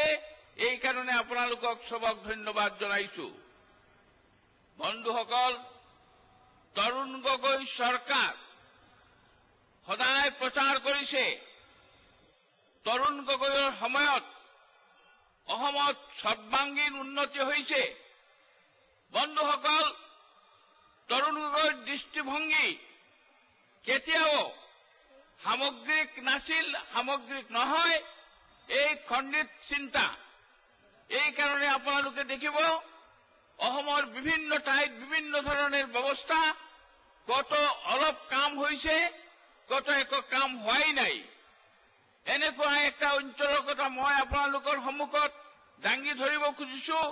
আপোনালোকে জানে বৰাক ভেলী বুলি অসমৰ অংগ এটা আছে। এই বৰাক ভেলীৰ লগতে ব্ৰহ্মপুত্ৰ ভেলীত ব্ৰহ্মপুত্ৰ উপত্যকাৰ যে সংযোগ, এই সংযোগৰ কাৰণে যে ন্যাশনাল হাইৱে আছে সেই ন্যাশনাল হাইৱে কাম নকৰে। এনেকুৱা অৱস্থাত আমি সদায় যুঁজিছো, আন্দোলন কৰিছো, চৰকাৰৰ কাগজ আমাৰ দাবী জনাইছো। কিন্তু একো নহয়, আমি অসম প্ৰদেশ ভাৰতীয় জনতা পাৰ্টিৰ ফালৰ পৰা দিল্লীত গৈ আমি ধৰ্ণা দিছো। আমি ৰেল মন্ত্ৰীৰ লগত দেখা কৰিছো, ৰোড ট্ৰেন্সপৰ্ট মিনিষ্টাৰৰ লগত মিলিছো, সবক আমি আমার দাবি জানাইছো এবং রোড ট্রান্সপোর্ট মন্ত্রী আমাক জনালে যে রাস্তার কারণে যিমান টাকা লাগে সব টাকা কেন্দ্র দিছে, কিন্তু এই কাম করার দায়িত্ব অসম সরকারের। আর এই অসম সরকারে কাম নকরে টাকা আসে, কাম ন হয়, অহা যাওয়া অসম্ভব অবস্থা হয়েছে। রেল ব্রডগেজ কনভার্সন লামডিঙৰ পৰা শিলচৰলৈ যেটো হ'ব লাগি আছিল 7 চনত, এতিয়া 11 চনত একো হোৱা নাই, আধা কাম এতিয়ালৈকে হোৱা নাই। এনে যে পৰিস্থিতি, এই পৰিস্থিতিৰ কাৰণে আজি আমি একথা ক'ব খোজো যে অসমত মুখ্যমন্ত্ৰী অসম চৰকাৰে এক সৰ্বাংগীন দৃষ্টিভংগী লৈ অসমত কাম কৰা নাই, কত বেশি করেছে, কত কাম নকরার সিদ্ধান্ত লৈ চলি আছে। বন্ধুসকল, ভারত আজি অসম অস্তিত্ব সংকটত ভুগিছে। আমি জানো যেটু ভোটার তালিকা হয়েছে, এই ভোটার তালিকা বিদেশী নাম অন্তর্ভুক্ত হয়ে আছে। এই বিদেশী নাম অন্তর্ভুক্ত হওয়ার ফলত আজি অসমৰ অবস্থা অত্যন্ত বেয়া অবস্থা হয়েছে। এই পৰিস্থিতিতে আজি আমাক চিন্তা কৰিব লাগিব, এই চৰকাৰে অসমখনক বচাব খোজে না অসমক ধ্বংস কৰিব খোজে। এবং সেইটো যদি আমি ভাবো তেনেহলে আমাক ক'ব লাগিব এই চৰকাৰ অসমক বচাব নোৱাৰে। এই কাৰণে আজিৰ পৰিস্থিতিত মই আপোনালোকক সেই অনুৰোধ জনাইছো, অহা 2 মাহৰ ভিতৰত অসমত নিৰ্বাচন অনুষ্ঠিত হ'ব। এই নিৰ্বাচনত আপোনালোকে যি চৰকাৰ অসমৰ সৰ্বাংগীন মংগল কৰিব নোখোজে, কাম নকৰে, এই চৰকাৰক সম্পূৰ্ণৰূপে বিদায় দি আজি ভাৰতীয় জনতা পাৰ্টিৰ নেতৃত্বত চৰকাৰ গঠন কৰাৰ কাৰণে আহক আমি সব মিলি একেলগে কাম কৰি আৰ আমাৰ কামৰ ফলত সমগ্ৰ অসমত এক পৰিবৰ্তন ঘটুক, এই আশা ব্যক্ত কৰি সবক ধন্যবাদ জনাই মই মোৰ বক্তব্য সামৰণি মাৰিলো। সকলোৱে এবাৰ শ্লোগান দিব, ভাৰতীয় জনতা পাৰ্টি, ভাৰতীয় জনতা পাৰ্টি, ভাৰতীয় জনতা পাৰ্টি, বন্দে বন্দে। এতিয়া আমাৰ সন্মুখত সন্মানীয় বিজয় গোয়েল ডাঙৰীয়া ভাষণ ৰাখিব।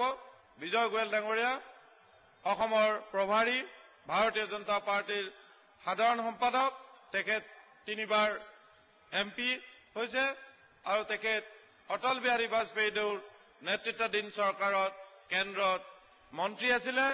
তেখেত দিল্লী ইউনিভাৰ্চিটিৰ ষ্টুডেণ্টছ ইউনিয়নৰ ছাত্ৰ যি সংগঠন আছে তাত প্ৰেচিডেণ্ট আছিলে আৰু তেখেত ভাৰতীয় জনতা যুৱ মৰ্চাৰ এসময়ত প্ৰেচিডেণ্ট আছিলে। তেখেতে অসমৰ প্ৰভাৰ লৈছে আৰু অসমৰ আজি চাৰিওপিনে গৈ আছে। আপোনালোক সকলোৱে তেখেতক দেখিছে।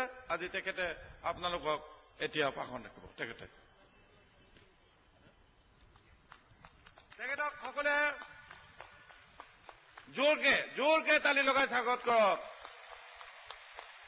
জোৰকে।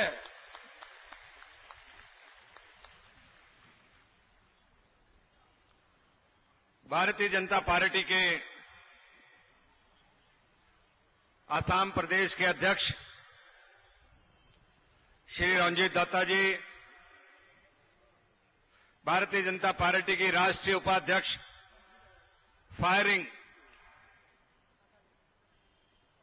श्रीमती विजय चक्रवर्ती जी, हमारे बीच में आए हुए अकाली दल के नेता, मेरे साथ जो सांसद रहे, महामंत्री अकाली दल के श्री चंदू माजरा जी, एक मिनट हाथ खड़ा कर दो, ताली बजा दीजिए।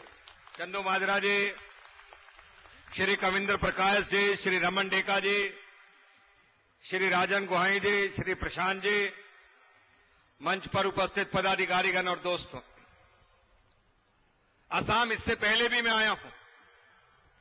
अभी असम का प्रभारी होने के नाते मुझे असम के कोने कोने में जाना पड़ता। आप भी दूर दूर से असम के अंदर आए। पिछले दिनों के अंदर बराक वैली के अंदर मेरा दौरा था। मैं जब बराक वैली यहां से गया और बराक वैली में सिलचर से जब करीमगंज तक तो गया तो उसका सड़क इतना खराब था, उस सड़क के अंदर इतने खड्डे थे कि यह नहीं पता चलता था कि सड़क में खड्डा है या खड्डे के अंदर सड़क बनी हुई है। अगर इतने आसाम के अंदर सड़क इतना टूटा फूटा गंदा और खड्डा है, उसके अंदर अगर टू व्हीलर के ऊपर कोई आदमी अपनी पत्नी को ले जाकर, टू व्हीलर के ऊपर अपनी पत्नी को बिठाकर सिलचर से करीमगंज जाएगा तो 2-2 मिनट में हाथ लगा के देखना पड़ेगा बैठी है या गिर गई है, बैठी है या गिर गई है। ये खाली बराक वैली की स्थिति नहीं है, पूरे असम के अंदर दूर दराज चले जाइए, आपको इतनी खराब सड़कें किसी दूसरे प्रदेश में नहीं मिलेगी।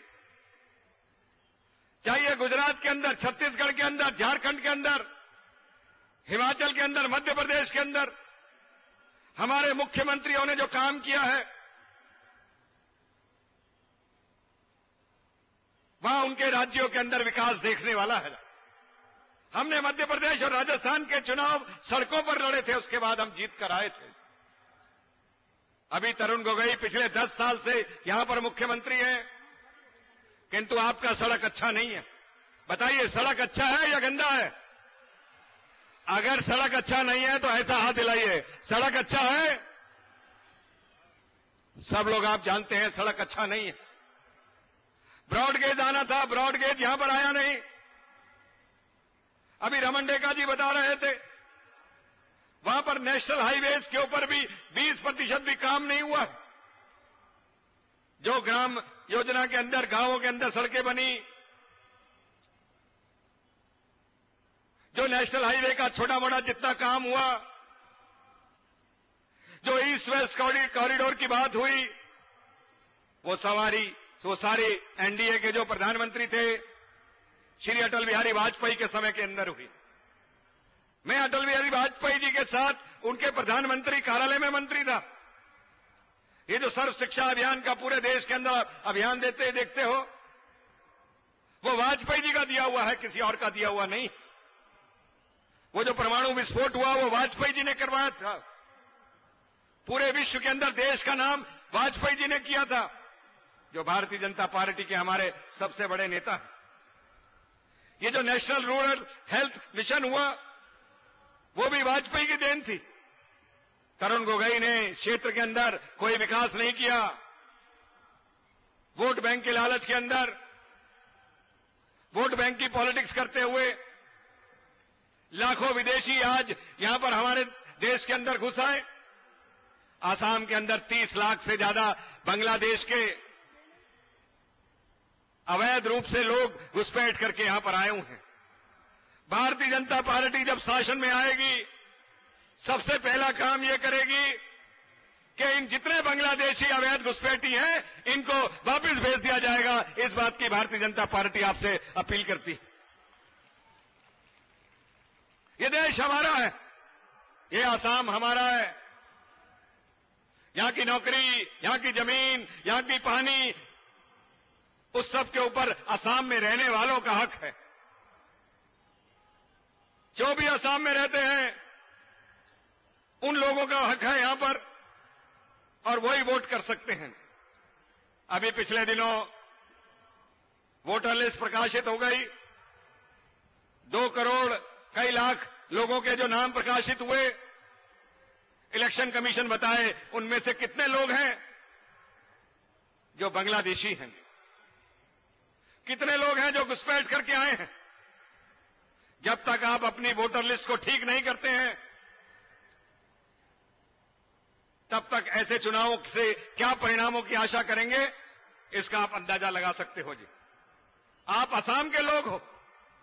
ये लड़ाई कोई अकेले भारतीय जनता पार्टी की नहीं है, ये लड़ाई आपकी और हमारी सबकी मिलकर लड़ाई है। इसलिए भारतीय जनता पार्टी ने आह्वान किया है कि उन सब ताकतों को इकट्ठा होना चाहिए, उन सब ताकतों को इकट्ठा मिलकर लड़ना चाहिए जो चाहते हैं आसाम के अंदर से बांग्लादेशी घुसपैठियों को बाहर निकालना है। पहले ही घुस गए, उसके बाद अपने नाम वोटर लिस्ट में रजिस्टर करा लिए। हम इलेक्शन कमिश्नर से मिले थे, हमने इलेक्शन कमिश्नर को यह बात कही थी कि इन नामों को यहां से काटा जाना चाहिए। देखते हैं वो क्या कार्रवाई करेंगे। वोटर लिस्ट तो प्रकाशित हो चुकी है। चारों ओर विकास तो दूर रहिए, पूरे असम के अंदर भ्रष्टाचार फैला हुआ है। एनसी हिल का मामला 1000 करोड़ रुपए का भ्रष्टाचार है। अगर यह भ्रष्टाचार नहीं हुआ होता तो सड़कें बनी होती, आपके गांवों में पानी आया होता, आपके बच्चे स्कूलों के अंदर पढ़ रहे होते, आपके क्षेत्र के अंदर विकास होता। जो बिजली घंटों घंटों जाती है वो बिजली नहीं जा रही होती। किंतु एनसी हिल्स का भ्रष्टाचार, पीडीएस का भ्रष्टाचार और बहुत सारे भ्रष्टाचार यहां पर हैं। अभी हमारे पिछले दिनों आरटीआई एक्टिविस्ट अखिल गोगोई ने भी बहुत सारे भ्रष्टाचारों का पर्दाफाश किया है। मैं उनका स्वागत करता हूं कि उन्होंने इतने भ्रष्टाचार का पर्दाफाश किया है। तरुण गोगोई के 5-5 मकान अमेरिका के अंदर, आपका छोटा सा मकान, छोटी सी झोपड़ी भी आसाम के अंदर नहीं, आप लोगों को सुविधाएं नहीं, और तरुण गोगोई को सारी सुविधाएं मिली हुई हैं। उन्होंने अपने स्वास्थ्य की तरह असम के स्वास्थ्य को भी खराब कर दिया है। यह भ्रष्टाचार असम का तो और नॉर्थ ईस्ट के अंदर पूरा फैला हुआ है, किंतु पूरे देश के अंदर 2G स्पेक्ट्रम का भ्रष्टाचार 1,76,000 करोड़ रुपया कांग्रेस पार्टी, सोनिया की सरकार, इसके मंत्रियों ने घोटाला कर दिया। 1,76,000 करोड़ रुपया पब्लिक का लूट लिया गया जाकर। भारतीय जनता पार्टी आएगी तो इस 1,76,000 करोड़ की पाई का हिसाब आप लोगों को देगी, लाकर यहां पर इसको निकाल कर देगी जाकर। कॉमनवेल्थ गेम्स हुए, देश के नाम के ऊपर, देश की प्रतिष्ठा के नाम के ऊपर 70,000 करोड़ का घोटाला हो गया। अरे राजीव गांधी का तो 64 करोड़ का घोटाला था, उसमें ही उनकी सत्ता चली गई थी। इस समय कांग्रेस क्या जवाब देगी? है यूपीए की सरकार, जिन्होंने 2G स्पेक्ट्रम का 1,76,000 करोड़ का घोटाला किया और कॉमनवेल्थ गेम्स का 70,000 करोड़ का घोटाला किया। ये कॉमनवेल्थ गेम्स तब आए थे जब इस देश के अंदर मैं खेल मंत्री था, वाजपेयी जी प्रधानमंत्री थे। उस समय हम खेलों का बजट 1,000 करोड़ भी नहीं था, किंतु सुरेश कलमाड़ी और दूसरे नेताओं ने मिलकर इस सारे भ्रष्टाचार को 70,000 करोड़ तक पहुंचा दिया। एक जवाहरलाल नेहरू स्टेडियम बनाने के लिए, जो कि स्टेडियम दिल्ली में पहले से बना हुआ था, उसमें 1,000 करोड़ रुपया उस स्टेडियम के ऊपर खर्च कर दिया गया। आप असम में बैठे हैं, दिल्ली में बैठी हुई यूपीए की सरकार जिस तरीके से भ्रष्टाचार कर रही है, देश की जनता सोनिया गांधी को माफ नहीं करने वाली है जाके। दोस्तों, ये इतनी बड़ी एनडीए की रैली इसीलिए हो रही है कि आप लोगों के सामने इन सब चीजों को लाया जाए। जी, महंगाई 7वें आसमान के ऊपर है। मैं अभी आपसे पूछ रहा था, हर चीज के दाम आसमान के ऊपर हैं। आटा हो, दाल हो, चावल हो, चीनी हो, सब चीजों के दाम आसमान के ऊपर हैं। और आप लोग बता रहे थे कि दाम, इतनी महंगाई हो गई है कि प्याज के दाम जो है, कितना हो गया प्याज का दाम? 40 रुपया हो गया प्याज का दाम। जोर से बोलिए, प्याज का दाम कितना हो गया? हर चीज जो है महंगी हो गई है। एनडीए की सरकार में जितनी कीमतें थी उनको काबू में रखा गया था। अब चाहे वो आटा हो, चाहे दाल हो, चाहे चावल हो, चाहे चीनी हो, 7वें आसमान पर महंगाई हो गई है। इसलिए दोस्तों, आप लोगों के बीच में आज हमारे यहां के सभी नेता अभी और बीच में आएंगे, अपनी बातों को वो आप लोगों के सामने रखेंगी।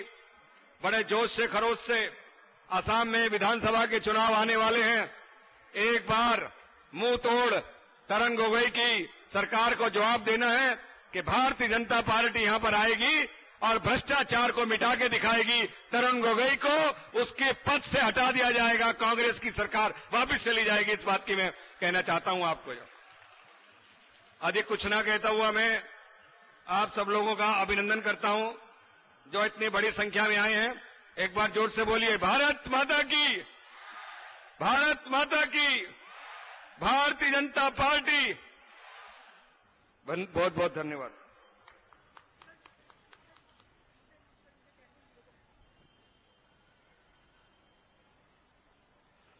आसाम के अंदर जो हमेशा संघर्ष करती रहती हैं, हमारी पार्टी की जो वाइस प्रेसिडेंट हैं, आपकी संसद सदस्य हैं, जो केवल भाषण ही अच्छा नहीं करती, गाती भी बहुत अच्छा हैं, और अभी जिन्होंने आपको सुनाया भी था, और जब आम कार्यकर्ता से लेकर आम जनता के लिए संघर्ष करती हैं, ऐसी विजया चक्रवर्ती के लिए जोरदार ताली बजाइए, वो आपके बीच में आ रही है।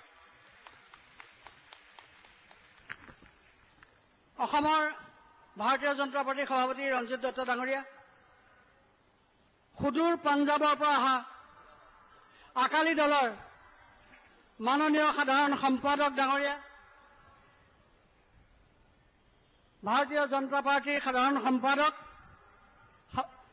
পূৰ্ব কেন্দ্ৰীয় মন্ত্ৰী সংসদ পূৰ্ব সংসদ মাননীয় বিজয় গোয়েল ডাঙৰীয়া, অসমৰ সংসদ গোবিন্দ প্ৰকাশ ৰমেন ডেকা, ৰাজেন গোহাঁই ডাঙৰীয়া আৰু অসমৰ ভাৰতীয় জনতা পাৰ্টীৰ বিষয়ববীয়াসকল, বিধায়কসকল, পৰম শ্ৰদ্ধাৰ সমগ্ৰ অসমৰ নগাঁৱৰ, মঙলদৈৰ, গুৱাহাটীৰ পৰা অহা, ভাৰতৰ অসমৰ বিভিন্ন ঠাইৰ পৰা অহা মোৰ অতি মৰমৰ ভাৰতীয় জনতা পাৰ্টীৰ কৰ্মকৰ্তাসকল, মোৰ নমস্কাৰ গ্ৰহণ কৰক।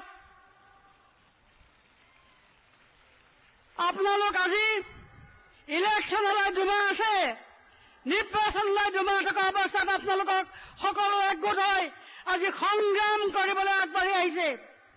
সংগ্ৰামৰ প্ৰাক মুহূৰ্তত মেঘালয়ত যি ঘটনা হৈছে, ভাতৃঘাতী যি সংঘৰ্ষ হৈছে, সেই ভাতৃঘাতী সংঘৰ্ষত ৰাভা জনজাতিসকলে প্ৰাণ হেৰুৱাইছে, ঘৰ বাৰী হেৰুৱাইছে।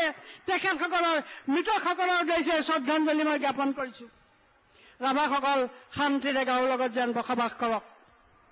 আজি আমি সংগ্ৰাম কৰিবলৈ আহিছো। আপোনালোকে জানে মুখ্যমন্ত্ৰীৰ আমেৰিকাত 5টা ঘৰ। আপোনালোকৰ ওপৰৰ পাহাৰটোলৈ চাওক, সেই পাহাৰটোতে মুখ্যমন্ত্ৰী থাকে। কঁকাল বেকা থিয় হ'ব নোৱাৰে। আমেৰিকাত 5টা ঘৰ, জীয়েকৰ নামত, পুতেকৰ নামত, ভায়েকৰ নামত, জয়েকৰ নামত, নিজৰ নামত। আপোনালোকক ইন্দিৰা আৱাস দিবলৈ, আৱাস যোজনাৰ ঘৰ দিবলৈ পইচা নাই, পইচা আত্মসাৎ কৰি পেলাইছে। অসমৰ মন্ত্ৰীসকলে হাজাৰ হাজাৰ টকা কেলেংকাৰী কৰি বিদেশৰ বেংকত, চুইচ বেংকত, ডুবাইত টকা ৰাখিছে। ৰাইজক কল্পতৰু ধনৰ পইচা দিবলৈ পইচা নাই, যুৱকৰ আঁচনিৰ ধন দিবলৈ পইচা নাই। মহিলাসকলৰ আত্মসহায়ক গোটৰ টকাও এখেতসকলে এওঁলোকে আত্মসাৎ কৰি পেলাইছে। আজি গুৱাহাটীবাসী ৰাইজে খাবলৈ পানী টোপা নাপায়।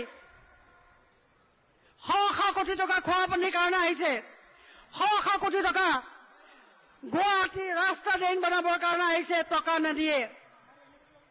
এজাক বানপানী হলে গুৱাহাটীত বানপানী হয়। সেই প্ৰকাণ্ড মাননীয় মন্ত্ৰীগৰাকীয়ে কি কৰিছে? সেই টকা কলৈ গৈছে? অখিল গগৈ ডাঙৰীয়াক ধন্যবাদ জনাইছো। অসমৰ মন্ত্ৰীসকলৰ মুখা খুলি দিয়াত তেখেত কৃতকাৰ্য হৈছে। ৰাইজ 17 কোটি টকা অফিচাৰৰ ঘৰৰ বেৰত, পায়খানাৰ টেংকিত, পানীৰ টেংকিৰ পৰা ওলাইছে। নৰ্থ কাছাৰ হিলছৰ পৰা খোৱা 1000 কোটি টকাৰ 17.5 কোটি টকা খান নামৰ এজন অফিচাৰৰ যেতিয়া বেৰ ভাঙে, বেৰৰ পৰা ওলাইছে, পায়খানাৰ টেংকিৰ পৰা ওলাইছে, পানীৰ টেংকিৰ পৰা ওলাইছে। আমি যেতিয়া যদি চৰকাৰ কেতিয়াবা আমি আহোঁ ইয়াত, আমি 2014 চনত আমি চৰকাৰ কৰিমেই, তেতিয়া আমি এই মন্ত্ৰীসকলৰ ঘৰ দুৱাৰ বেৰ পায়খানা ভাঙি ওলোৱা কোটি কোটি টকা ৰাইজৰ মাজত বিলাই দিম।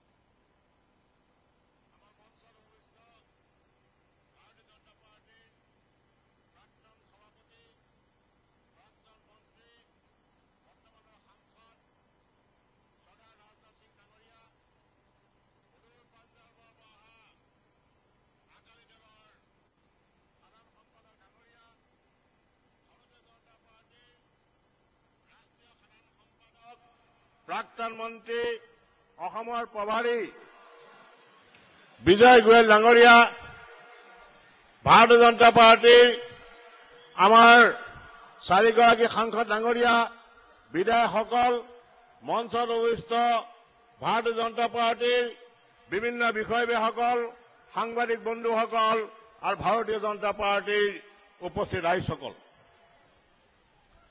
আজি আমাৰ ভাৰতীয় জনতা পাৰ্টী অসম প্ৰদেশৰ উদ্যোগত NDA চৰকাৰৰ আমাৰ NDAৰ বৃহৎ মহাৰেলী হৈছে। আজিৰ এই ৰেলীত আমাৰ ভাৰতীয় জনতা পাৰ্টীৰ কেন্দ্ৰীয় নেতৃবৃন্দৰ লগতে আকালি দল, জনতা দল ইউনাইটেড আদিকে কৰি দলৰ জ্যেষ্ঠ নেতাসকল আহি পৰিছে। গতিকে আপোনালোকে তেখেতসকলৰ ভাষণ শুনিবৰ কাৰণে আপোনালোকে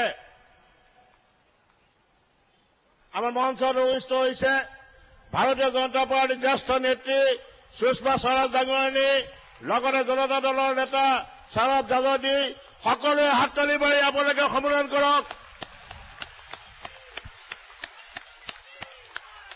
ভাৰত মাতা কি, ভাৰত মাতা কি। আমাৰ মঞ্চত আহি উপস্থিত হৈছে আমাৰ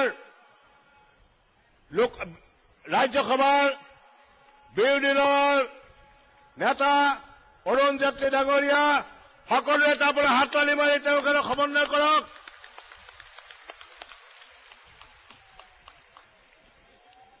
বন্ধুসকল, আমাৰ কেন্দ্ৰীয় নেতৃবৃন্দ ইতিমধ্যে আহি পৰিছেহি। গতিকে মই এটাই কথা আপোনালোকক অৱগত কৰিবলৈ বিচাৰিছো। আজি উপস্থিত থকা ৰাইজসকল, 2011 চনৰ যি আমাৰ সাধাৰণ নিৰ্বাচন হ'ব, এই নিৰ্বাচনৰ ৰণসিঙা আমি খানাপাৰা এই ফিল্ডৰ পৰা আজিৰ দিনটোত আমি ঘোষণা কৰিলো। বন্ধুসকল, এই কংগ্ৰেছ চৰকাৰৰ দুৰ্নীতি, এই ভ্ৰষ্টাচাৰ, তাৰ বিৰুদ্ধে আমি মহা সংগ্ৰাম কৰি যাব লাগিব। আজি এই তৰুণ গগৈ চৰকাৰে সূতা কম্বল দি পেলাই তেওঁলোকে ইয়াত চাউলৰ ৰাজনীতি কৰিবলৈ আহিছে। কিন্তু কালি অখিল গগৈ ডাঙৰীয়াই এই কংগ্ৰেছ চৰকাৰ অসমৰ মন্ত্ৰী, আমাৰ মুখ্যমন্ত্ৰী ডাঙৰীয়াৰ যি অবৈধ সম্পত্তি, এই সম্পত্তিৰ ফাঁচ কৰি দিলে। গতিকে আপোনালোকে সূতা কম্বলৰ ৰাজনীতিত আপোনালোকে ভুল নাযাব। আমি কংগ্ৰেছৰ নিচিনাকে 10 কেজি চাউলৰ ৰাজনীতি কৰিবলৈ অহা নাই। আজি এই খানাপাৰাস্থ এই খেলপথাৰ আমি ঘোষণা কৰিছো। এই কংগ্ৰেছ চৰকাৰৰ যি দুৰ্নীতি, এই দুৰ্নীতি আমি যদি কেনেবাকে আমি চৰকাৰত আহিব পাৰো, এই দুৰ্নীতিৰ বিৰুদ্ধে আমি তদন্ত আৰম্ভ কৰিম। বন্ধুসকল, মই এটাই আপোনালোকক আৰম্ভ কৰিবলৈ অনুৰোধ কৰিছো যে আগন্তুক যি বিধানসভা নিৰ্বাচনত, এই নিৰ্বাচনত আপোনালোকে দলৰ কৰ্মীসকলে অহাকালিৰ পৰা আপোনালোকৰ গাঁৱত বিভিন্ন ধৰণে প্ৰচাৰ আৰম্ভ কৰক। আৰু সকলোকে মই ধন্যবাদ দি আজিৰ এই সভাত আপোনালোকৰ যথেষ্ট কষ্ট হৈছে। সেই কষ্টকাৰীৰ কাৰণে মই আপোনালোকৰ ওচৰত ক্ষমা প্ৰাৰ্থনা বিচাৰি মোৰ ভাষণ সামৰণি মাৰিলো। ভাৰত মাতা কি জয়।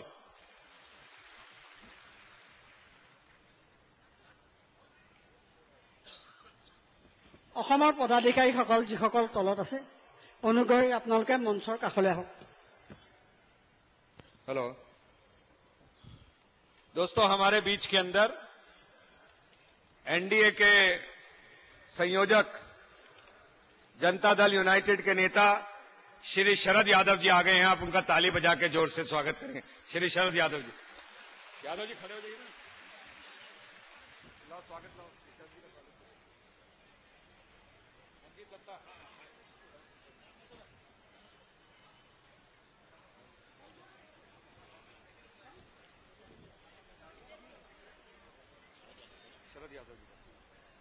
श्री शरद यादव जी का स्वागत हमारे अध्यक्ष श्री रंजीत दत्ता जी और विजया चक्रवर्ती जी उनको पट्टा पहना के करनी है।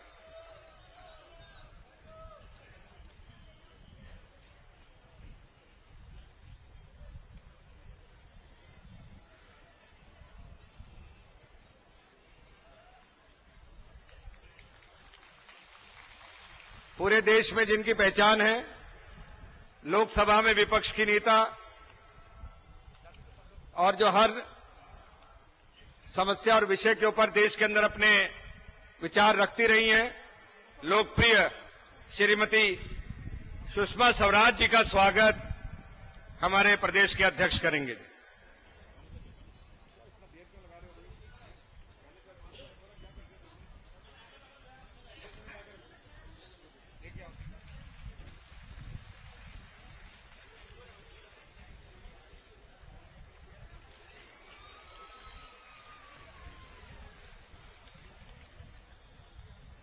हमारे देश के नेता और राज्यसभा में विपक्ष के नेता, प्रसिद्ध वकील और पूरे देश के अंदर जो दौरे कर कर अपने बात को रख रहे हैं भ्रष्टाचार के ऊपर, श्री अरुण जेटली का स्वागत मिशन रंजन दास जी, श्री रंजीत दत्ता जी करेंगे। कोई ऐसे मत करो, वो टोपी दीजिए, जोरदार तालियां बजा के स्वागत करें। भारतीय जनता पार्टी के पूर्व अध्यक्ष, आम आदमी की समस्या को उठाने वाले हरदीप दलजीत श्री राजनाथ जी का स्वागत हमारे प्रदेश के अध्यक्ष और विजय चक्रवर्ती जी करेंगे।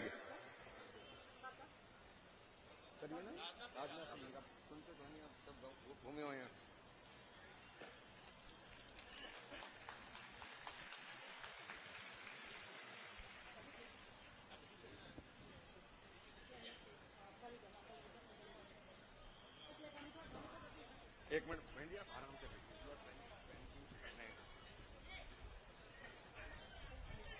मैं जानता हूं। श्री आनंदराव अडसुल जो शिवसेना के नेता हैं, श्री राजन गोहाई जी और रंजीत दत्ता जी उनका स्वागत करेंगे जी। जोरदार तालियां बजा के स्वागत करेंगे। कोई बात नहीं यार, रुको ना यार तुम लोग। हमारे बीच में राष्ट्रीय अध्यक्ष श्री नितिन गडकरी जी हैं, जोरदार ताली बजा के स्वागत करिए, जोरदार।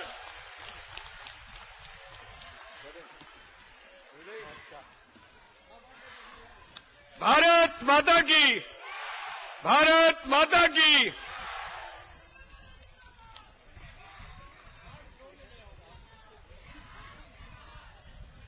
अकाली दल के नेता श्री चंदू माजरा जी हमारे बीच में है, श्री रमन डेका जी और श्री कविंदर प्रकाश जी से मैं निवेदन करूंगा कि वे चंदू माजरा जी का फुल्लम गमछा पहनाकर स्वागत करेंगे।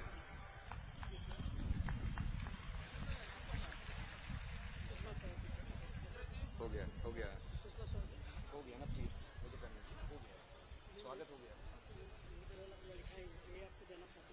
क्या चीज देना चाहती है? नहीं, वो हो गया।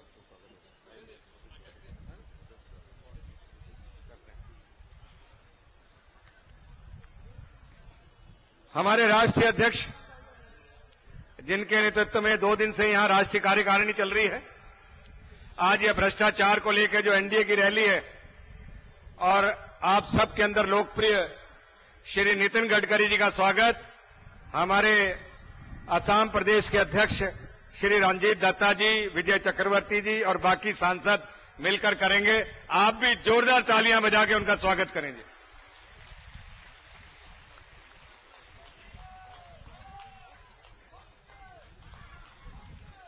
भारत माता की, वंदे वंदे वंदे